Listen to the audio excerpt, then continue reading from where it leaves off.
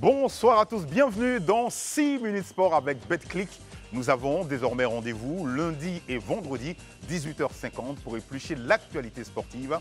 Eh bien les amis, ceci dit, faites tourner le chrono, on démarre tout de suite et maintenant. Dans l'actu, 3 éléphants manquent à l'appel actuellement en regroupement en France dans le cadre de la trêve internationale. 3 éléphants sélectionnés n'ont pas pu répondre à l'appel de Faye Emers. Il s'agit de Sékou Fofana qui souffre de douleurs au niveau du pubis, de Evan Ndika et de Sangare Ibrahim qui sont victimes de gênes musculaires. Toutefois, Faye Emers a fait appel à Emmanuel Agbadou du Racing Club de Reims, également à Zouzoua Pakom de Young African et à Kader Keita. Non, c'est pas Popito, mais lui évolue plutôt en Roumanie au SC Clouille.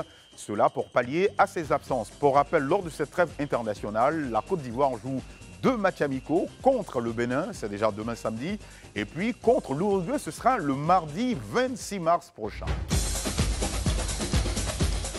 Dans l'actu également, les éléphants de Côte d'Ivoire, sinon les espoirs, face au Bleuet de Thierry Henry. Pour les éléphants de Côte d'Ivoire, il s'agira d'un simple match amical puisqu'ils n'ont pu se qualifier pour les Jeux Olympiques. Par contre, pour les Bleus, il y a là un gros enjeu. C'est pour eux l'occasion de se mettre en jambes, histoire de briller à domicile pour ces Jeux Olympiques qui, rappelons-le, auront lieu du 14 juillet au 9 août prochain. Eh bien, pour la petite anecdote, Thierry Henry peine encore à trouver les 3 vétérans pour renforcer son équipe. Quoi qu'il en soit, les discussions sont en cours en ce moment avec Antoine Griezmann, Kylian Mbappé et Olivier Giroud.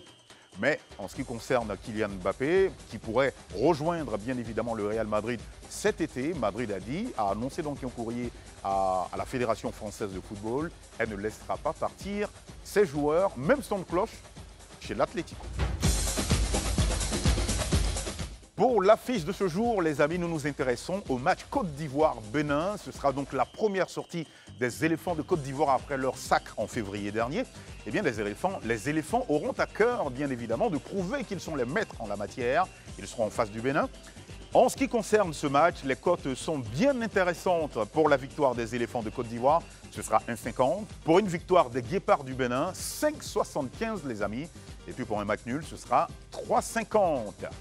Donc, les cotes pour ce match sont les suivantes. 1,50 pour une victoire de la Côte d'Ivoire, 5,75 pour une victoire des Guépards du Bénin et 3,75 pour un match nul. Les amis, n'oubliez pas de parier et surtout, parier responsable. Le focus du jour est consacré à Daniel Alves, l'ancienne star du FC Barcelone, qui purge une peine de prison de 4 ans et demi pour viol. Il pourrait bénéficier d'une liberté provisoire. Selon certaines indiscrétions, sa caution d'1 million d'euros aurait été payée par son compatriote Neymar. Ce dernier, Neymar donc, avait déjà payé les frais d'avocat qui s'élevaient à 150 000 euros.